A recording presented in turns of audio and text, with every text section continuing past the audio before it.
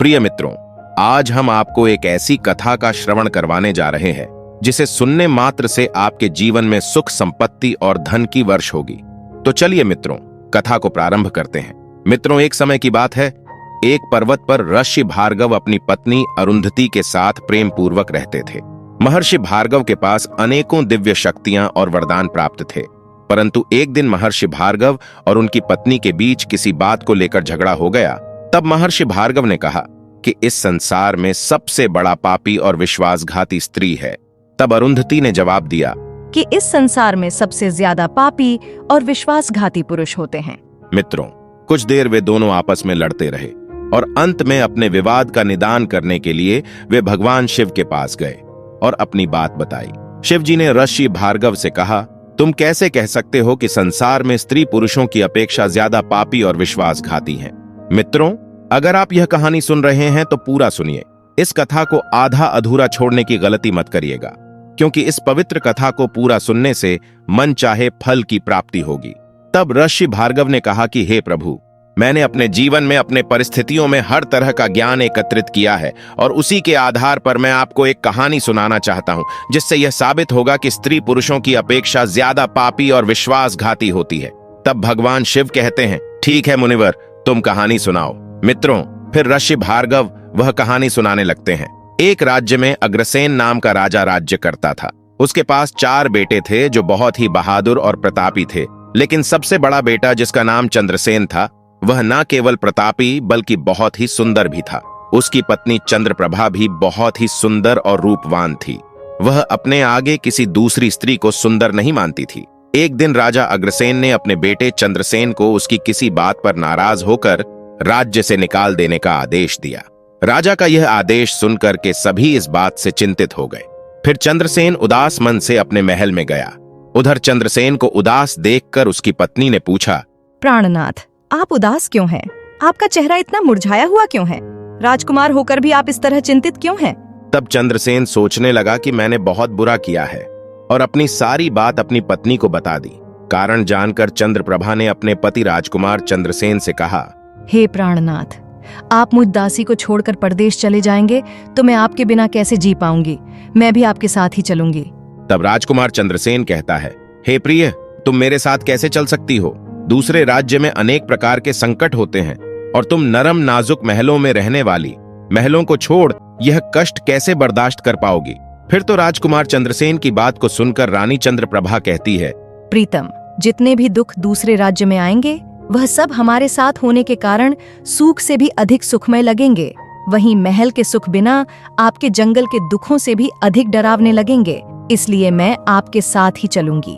अब ऋषि भार्गव आगे कहता है, हे प्रभु, रानी चंद्रप्रभा की आंखों में आंसू देखकर चंद्रसेन ने मन में सोचा कि वह मेरे बिना नहीं रह सकती, इसलिए मुझे इसको तड़पते हुए छोड़कर चलना सही नहीं होगा। इन सभी बातों को सोचते हुए राजकुमार चंद्रसेन अपनी पत्नी चंद्रप्रभा से कहते हैं, तुम उदास नहीं होना, हम तुम्हें साथ लेकर जाएंगे। इस बात से चंद्रप्रभा खुश हो जाती है और अपने पति के साथ जाने की तैयारी करने लगती है। अगली सुबह वे राज्य से बाहर निकलकर एक जंगल में पहुंचते हैं। जब चलते चलते थक जाते हैं तो एक बरगद के वृक्ष के नीचे विश्राम करने का निर्णय लेते हैं। वे बहुत थके हुए थे, इसलिए ठंडी हवा के झोंकों में उन्हें तुरंत नींद आ गई। परंतु कुछ देर बाद वहीं पर एक सांप ने रानी को काट लिया। सांप के काटने से रानी तड़पने लगी, जिससे चंद्रसेन की आंख खुल गई। रानी को तड़पता हुआ देखकर और सांप को जाता हुआ देखकर चंद्रसेन बेचैन हो गए। फिर कुछ देर तड़पने के बाद रानी की मृत्यु हो गई। इस प्रकार मृतक रानी को देखकर चंद्रसेन ऊंचे स्वर में रुदन विलाप करने लगे। उसका रोना धोना सुनकर जंगल के जीव जंतु उसे खाने के लिए वहां आ गए। फिर चंद्रसेन ने मन में सोचा, जब जीवन संगिनी ही मर गई है तो मैं अब जीकर क्या करूंगा और इसी जंगल में अपने प्राण त्याग दूंगा। ऐसा सोचकर वो रानी की लाश के पास से उठ जाता है और जंगल से लकड़ियां इकट्ठी करने लगता है और रोकर कहता हूं कि मैं भी रानी की चिता में जलकर मर जाऊंगा। ऋषि भार्गव आगे कहते हैं, प्रभु, बस उस समय स्वर्ग से एक देवदूत आता है और राजकुमार को रोते हुए देखकर उसके मन में दया आती है। वह राजकुमार चंद्रसेन के पास जाता है और पूछता है, तुम क्यों रो रहे हो? आखिरकार तुम्हारा दुख क्या है? तो राजकुमार चंद्रसेन ने देवदूत से कहा, मेरे पास अपना दुख कहने की शक्ति नहीं है। मुझे चाहिए कि यह धरती फट जाए और मैं इसमें समा जाऊं। फिर देवदूत ने कहा, तुम मुझे अपना हाल बताओ, शायद मैं तुम्हारी मदद कर सकूं। फिर चंद्रसेन ने कहा, महाराज, मैं एक राजकुमार हूं और राजा अग्रसेन का बेटा हूं। मेरे पिता ने मुझे राज्य छोड़ने के लिए कहा था, इसलिए मेरी पत्नी और मैं इस जंगल में चलते चलते यहां आ गए। यहां आकर मेरी पत्नी को सर्प ने काट लिया है और उसकी मृत्यु हो गई और मैं लकड़ियां इकट्ठा कर रहा हूं ताकि मैं अपनी पत्नी के साथ ही जलकर अपने प्राण त्याग सकूं। चंद्रसेन की बातों को सुनकर देवदूत कहते हैं, राजकुमार, तू बड़ा मूर्ख है। ये संसार है, यहाँ इंसानों का आना जाना लगा रहता है। इस शरीर को एक न एक दिन सबको त्याग देना पड़ेगा और तू भी इसे जानता है। इस संसार में कोई भी किसी के साथ नहीं आता और ना ही किसी के साथ जाता है। फिर भी तुम मूर्खों की तरह यह बात कर रहे हो। अगर तू जीवित रहेगा तो तुझे बहुत सारी रानियां मिलेंगी, इसलिए मेरे कहने पर मरने का विचार छोड़ दो। इस मानव शरीर को प्राप्त करने के लिए देवता भी बेहद इच्छुक होते हैं। तू फिर इस शरीर को क्यों नष्ट करना चाहता है? इस प्रकार देवदूत के शब्दों को सुनकर चंद्र से कहता है, महाराज, आपने जो कुछ कहा है वह सत्य है, किंतु ऐसी पतिव्रता पत्नी मुझे किसी जन्म में भी नहीं मिलेगी, इसलिए मैं इसके साथ ही मरूंगा। फिर देवदूत ने चंद्रसेन के विचार सुनकर जान लिया कि यह अपनी पत्नी के बिना नहीं रह सकता है। तब देवदूत ने चंद्रसेन से कहा, राजकुमार, तेरी पत्नी के जीवित करने के लिए केवल एक ही उपाय है। अब तू मेरी बात को ध्यान से सुन। यदि तू इस उपाय को कर सकता है तो तेरी रानी जीवित हो सकती है। फिर चंद्रसेन ने कहा, महाराज, आप जो कुछ भी कहेंगे वह सब करने के लिए तैयार हूं, केवल मेरी पत्नी को जीवित कर देना। तब देवदूत ने कहा, तुम्हारी रानी की आयु केवल 20 वर्ष थी, जिसने इसे बिता दिया। इसके बदले तेरी उम्र 60 वर्ष की है, जिसमें से 30 वर्ष बीत चुके हैं। तेरी जीवन काल में 40 वर्ष अब भी बाकी है, यानी तुझे 40 साल और जीने का अवसर है। यदि तू अपनी पत्नी को अपने जीवन का आधा समर्पण कर देता है तो तुम दोनों की आयु समान हो जाएगी। अगर तुम यह मान लो तो रानी जल्द ही ठीक हो जाएगी। इस तरह देवदूत की बात सुनकर राजकुमार चंद्रसेन ने कहा, मुझे मान्य है। फिर देवदूत ने चंद्रसेन के हाथ में पानी दिया और 20 वर्षों तक रानी के पैरों पर पानी डालने का संकल्प लिया। अब जैसे ही चंद्रसेन ने संकल्प किया कि वह जल को रानी के पैरों पर डालेगा, देवदूत ने कह दिया कि पानी को पैरों पर डालने से पहले मेरे एक बात को ध्यान से समझ लो। इसमें एक गुप्त रहस्य भी है। अभी तो तुझे रानी की आवश्यकता है, तुम पानी डालकर उसको बचा सकते हो, लेकिन भविष्य में अगर रानी की आवश्यकता नहीं पड़ती है तो तुम अपने संकल्प को वापस ले सकते हो, और जब तुम वह संकल्प वापस लेते हो तो तुम्हारी रानी को तुरंत ही मौत हो जाएगी। परंतु इसके साथ ही एक बात हमेशा याद रखना, इस संकल्प को कभी वापस ना लेने की बात रानी से कहना मत, वरना तुम अपने संकल्प को वापस नहीं ला सकोगे। एक बात हमेशा याद रखना, जीवन में कुछ बातें हमेशा छिपा कर रखनी चाहिए, क्योंकि कभी कभी यह बातें काम आ सकती हैं। फिर तो ऐसा कहकर और उस रानी के सामने आकर वह देवदूत जो थे अंतर्ध्यान में चले गए। तब चंद्रसेन रानी से कहता है, आप सो गई थी, इसलिए मैंने आपको नहीं जगाया। इस प्रकार राजकुमार चंद्रसेन ने अपनी रानी से सारी बातें छिपा दी कि सर्प ने तुम्हें काट लिया था और तुम मर गई थी, मैंने तुम्हें फिर जीवित कैसे किया है, यह सब राजकुमार ने अपनी पत्नी से छिपा लिया। आगे ऋषि भार्गव कहते हैं, हे प्रभु, फिर वह दोनों आगे बढ़ गए। कई दिनों बाद उन्होंने एक बहुत ही सुंदर स्थान देखा। वहां पर एक फकीर की कुटिया थी।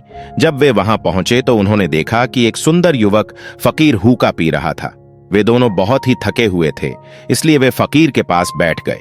उस समय राजकुमार ने रानी से कहा, रानी, हमें प्यास लगी है, हम कुएं पर जाकर पानी पीकर आते हैं। अगर तुम भी प्यासी हो तो तुम्हारे लिए भी पानी ले आते हैं।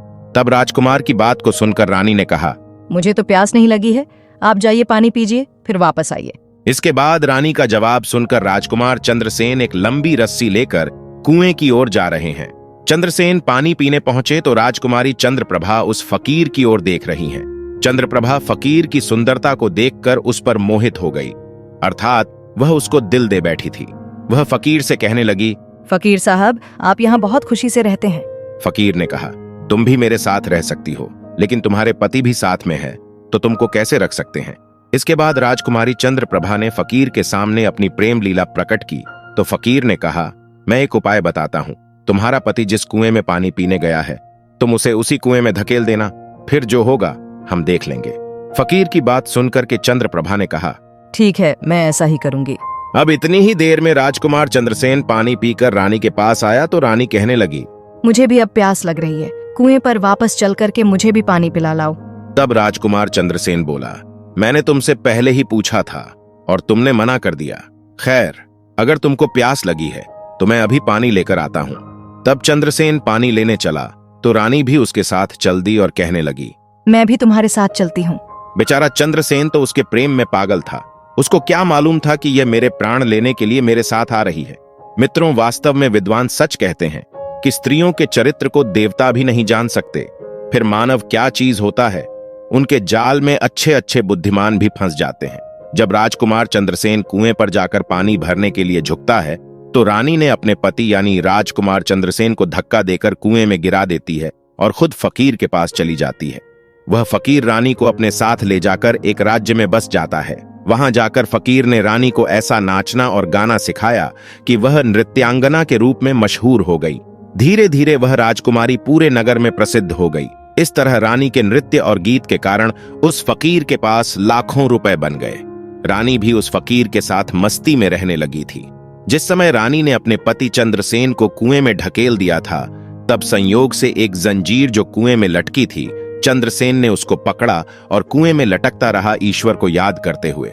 वह सोचने लगा, क्या यही मेरे प्यार की सजा है? फिर कुछ समय बाद बंजारों का एक काफिला वहां आया। काफिले में से एक बंजारा डोला लेकर कुएं का पानी भरने लगा। जब उसने पानी में डोला डाला तब चंद्रसेन ने उसका डोल हाथ से पकड़ लिया। बंजारा यह देखकर चौंक गया और पूछा, तुम कौन हो? राजकुमार चंद्रसेन ने कहा, भाई, मैं आफत का मारा हुआ हूं, मुझे यहां से निकालो और मेरी जान बचाओ। मैं सारी जिंदगी आपके उपकार को नहीं भूलूंगा। और ऐसा कह करके राजकुमार बंजारे से प्रार्थना करने लगा। फिर तो राजकुमार चंद्रसेन के दुख को देख करके उस बंजारे को उस पर दया आ गई और उसने चंद्रसेन को कुएं से बाहर निकाल लिया और फिर पूछा, भाई तुम कौन हो? तुम इस कुएं में कैसे गिरे? तुम मुझे अपना हाल बताओ। तब चंद्रसेन ने कहा, भाई, मैं अपना हाल आपसे कैसे कहूं? जो मुश्किलें मेरे साथ हुई हैं, भगवान ना करे किसी के साथ ऐसा हो। फिर चंद्रसेन ने कहा, यदि तुम मुझसे जानना ही चाहते हो तो मैं आपको अपनी कहानी सुनाता हूं। मैं एक राजकुमार हूं, लेकिन मेरे पिता ने मुझे राज्य से निकाल दिया था। इसलिए मैं अपनी प्रिय पत्नी के साथ एक जंगल में पहुंच गया। मेरी पत्नी और मैं एक दूसरे से बहुत प्यार करते थे। जंगल में एक सांप ने मेरी पत्नी को काट लिया, जिससे उसकी मृत्यु हो गई। मैं जब अपनी पत्नी के साथ मरने जा रहा था, तब एक देवदूत ने मुझ पर दया की और मेरी आयु के 20 वर्ष में मेरी पत्नी को देने के बाद उसे पुनः जीवित कर दिया। फिर हम उस जंगल से आगे बढ़े। कुछ दिनों बाद हम एक स्थान पर पहुंचे जहां एक फकीर का डेरा था। मुझे प्यास लगी तो मैं पानी पीने गया। जब मैं वापस आया तो मेरी पत्नी ने मुझसे कहा कि उसको भी प्यास लगी है, मुझे भी पानी पिलाओ। और इसी तरह कहकर मेरी पत्नी मेरे साथ उस कुएं पर आ गई। मैं कुएं से पानी निकाल रहा था तो उसने मुझे पीछे से धक्का दे दिया। कुएं में लटकी हुई एक जंजीर मेरे हाथ में आ गई, जिससे मैं कुएं में गिरने से बच गया। और फिर जब आप आए तो मैंने आपको आवाज दी, जिसके बाद आपने मुझे कुएं से बाहर निकाला। अब ऋषि भार्गव आगे कहता है, हे प्रभु, इस प्रकार राजकुमार चंद्रसेन ने दुखी मन से सारा हाल उस बंजारे से कह दिया और फिर अपनी व्यथा सुनाकर चंद्रसेन चुप हो गए। उधर बंजारे ने उसकी बात को सुना और रानी की करतूत सुनकर दुखी होकर कहा कि स्त्रियों का चरित्र तो भगवान भी नहीं समझ सकते हैं, फिर आखिर मनुष्य कैसे समझ सकता है? ऐसे कहकर बंजारे ने चंद्रसेन के सिर पर हाथ फेरा और कहा, तुम चिंता मत करो, भगवान बड़े दयालु हैं, वह तुम्हारी सहायता जरूर करेंगे। फिर उसने आगे कहा, तुम चाहो तो हमारे साथ कुछ दिन रुक सकते हो। राजकुमार चंद्रसेन उन बंजारों के साथ रहने को सहमत हो गया। फिर राजकुमार चंद्रसेन उनकी सहायता से कुछ दिनों बाद उसी राज्य में पहुंचा जहां उसकी पत्नी चंद्रप्रभा और वह फकीर रह रहे थे। उस राज्य को देखकर वह बंजारे से बोला, भाई, मेरी इच्छा है कि हम कुछ दिन इस राज्य में रहते हैं। तब बंजारे ने कहा, जैसे आप चाहे, मुझे कोई आपत्ति नहीं है। फिर राजकुमार चंद्रसेन राज्य में काम की तलाश में घूमने लगे। कुछ दिनों बाद राजकुमार की मेहनत परिश्रम देखकर उसे एक बड़ व्यापारी ने अपने पास नौकरी पर रख लिया। इस तरह राजकुमार चंद्रसेन ने उस व्यापारी के पास रहना शुरू किया और बड़ी मेहनत से अपने कर्तव्यों का निर्वाह करना शुरू किया। यह देखकर उस व्यापारी ने चंद्रसेन को बड़ा सम्मान दिया और उसे अपने यहाँ का मुनीम बना लिया। और इस तरीके से राजकुमार चंद्रसेन के दिन बड़ी खुशी खुशी गुजरने लगे। अब एक दिन नगर के राजा के यहाँ चंद्रप्रभा के नृत्य का आयोजन हुआ। राजा ने उस शहर के सभी बड़े व्यापारी और सेठों को अपने यहाँ नृत्य देखने के लिए आमंत्रित किया। जब राजकुमारी चंद्रप्रभा का नृत्य होने वाला था, तब शहर के सभी व्यापारी और सेठ साहूकार राजा के यहाँ पहुंच गए। चंद्रसेन, जो रानी के नृत्य और गायन की प्रशंसा सुनता था, उसने भी सोचा कि मुझे इस नृत्य को देखना चाहिए। वह भी राजा के दरबार में सेठ के साथ पहुंच गया। रानी ने अप्सरा के समान नृत्य किया और उनकी सुरीली आवाज में कई सुंदर रागों को प्रस्तुत किया। उनके गीतों को सुनकर महफिल के सभी लोग आश्चर्य में आ गए और सभी ने उन्हें बहुत सारे इनाम दिए। इसके साथ ही राजा से लेकर प्रजा तक सभी ने उनकी प्रशंसा की। राजकुमार चंद्रसेन ने अपने हाथ की अंगूठी उठाई जिसमें हीरा जरा हुआ था और फिर वह उसे उतार कर रानी चंद्रप्रभा को भेंट कर दी। इसके बाद रानी चंद्रप्रभा ने अंगूठी को पहचान लिया और मन ही मन में कहने लगी, ये तो बहुत बड़ा आश्चर्य हो गया। मेरा पति जिंदा है और यहाँ पहुँच गया है। अब वह मुझे छोड़ेगा नहीं, इसलिए मुझे कुछ ऐसा करना चाहिए जिससे वह मारा जा सके। उसने मन में सोचा, अब मैं यहाँ के राजा को एक सुरीली गाना और नृत्य सुनाऊंगी। राजा के आदेश से उन्हें मारवा दूंगी। इसके बाद राजकुमारी चंद्रप्रभा ने एक सुरीला गाना गाया और सुंदर नृत्य किया। रानी की इस बसंत की बहार को सुनकर राजा खुश हुआ। वह चंद्रप्रभा को बोले, मैं तुम पर बहुत खुश हूँ, तू मुझसे क्या मांगती हो? तब राजकुमारी ने कहा, अगर आप मुझसे प्रसन्न हैं तो सबसे पहले मुझे वचन दीजिए और फिर जो कुछ मैं मांगूंगी आप मुझे वही देंगे। राजा ने हामी भर दी।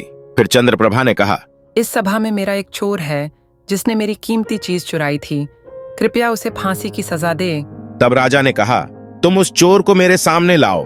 फिर रानी ने उसका हाथ पकड़ा और उसे राजा के सामने ले गई।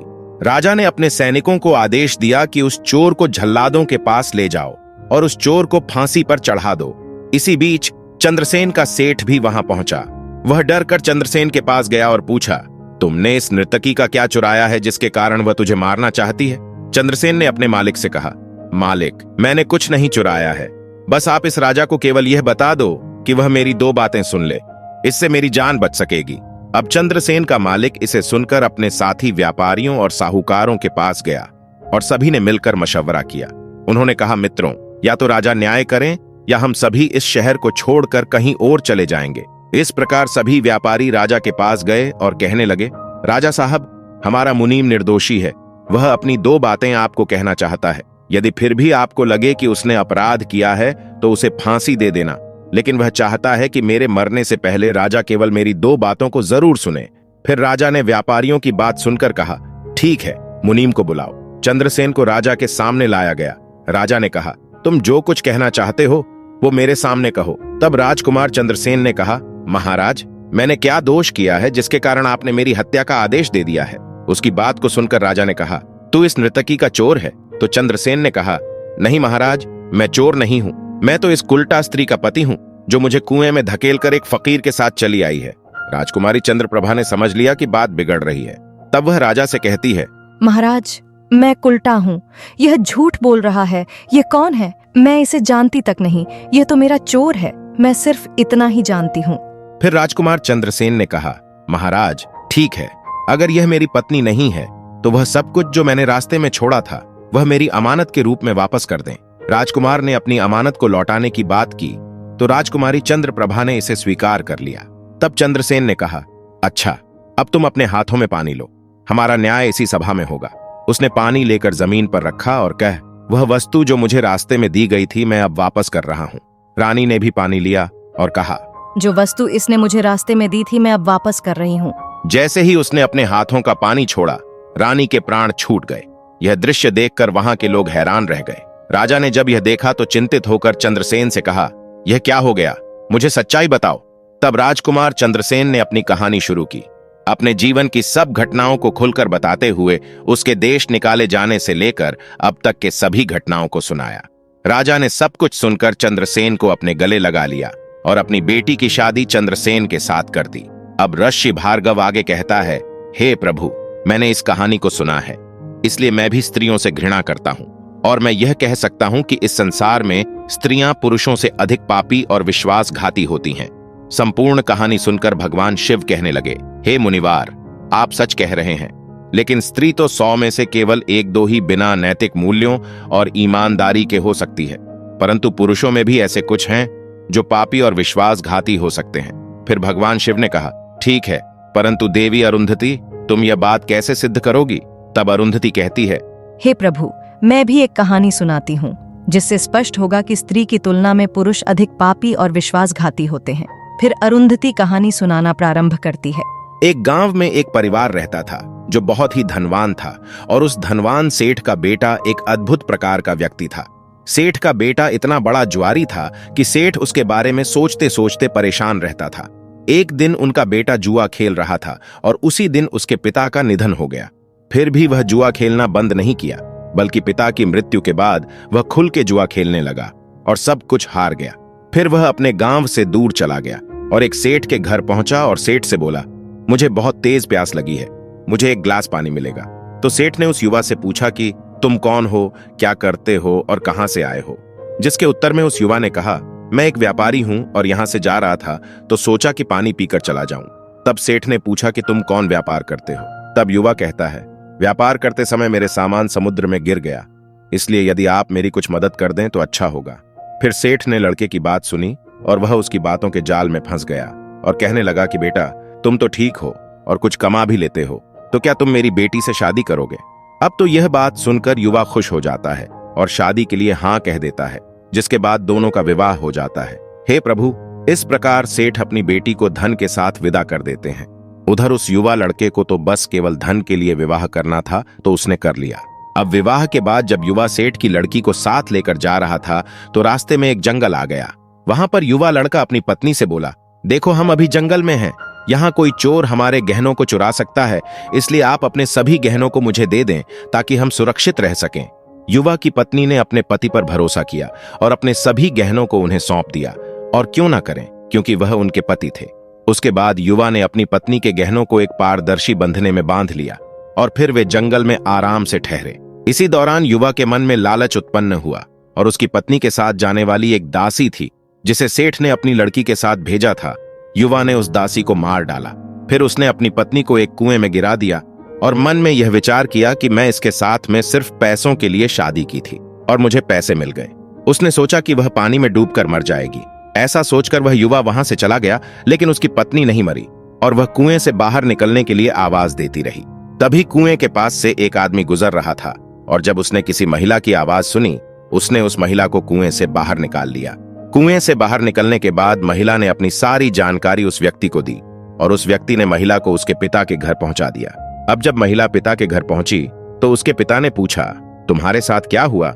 महिला ने कहा, पिताजी, जंगल में कुछ चोरों ने हम पर हमला किया था और दासी को मार दिया, मुझे कुएं में धकेल दिया और पति के बारे में कुछ पता नहीं। बेटी की बातें सुनकर सेठ जी ने कहा, कोई बात नहीं बेटी, भगवान सब ठीक करेंगे। अरुंधति आगे कहती है, हे प्रभु, इस दुनिया में स्त्री और पुरुष दोनों ही विश्वासघाती और पापी हो सकते हैं।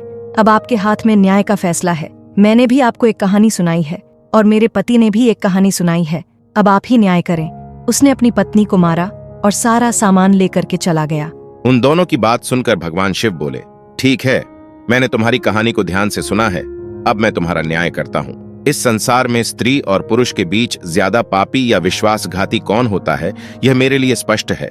भगवान शिव कहते हैं, यह सत्य है कि जिस इंसान की सोच उसके स्तर से नीचे जा सकती है, वहीं पापी और विश्वासघाती होता है। चाहे वह स्त्री हो या पुरुष, इंसान को किसी भी प्रकार के पाप करने से पहले यह सोचना चाहिए कि क्या वह सही है या नहीं। पापी और विश्वासघाती होने की कोई जाति नहीं होती है, वह इंसान की सोच और कृतियों का परिणाम होता है। तो मित्रों, वास्तव में इंसान की सोच उसके स्तर से नीचे जा सकती है और यही उसे पापी और विश्वासघाती बना देता है। मित्रों, अगर आपको यह वीडियो पसंद आया हो तो वीडियो को लाइक जरूर करें और कमेंट बॉक्स में हर हर महादेव जरूर लिखें। साथ ही ऐसी ही ज्ञानवर्धक जानकारी सबसे पहले प्राप्त करने के लिए हमारे चैनल 18 पुराण को सब्सक्राइब करना बिल्कुल ना भूलें।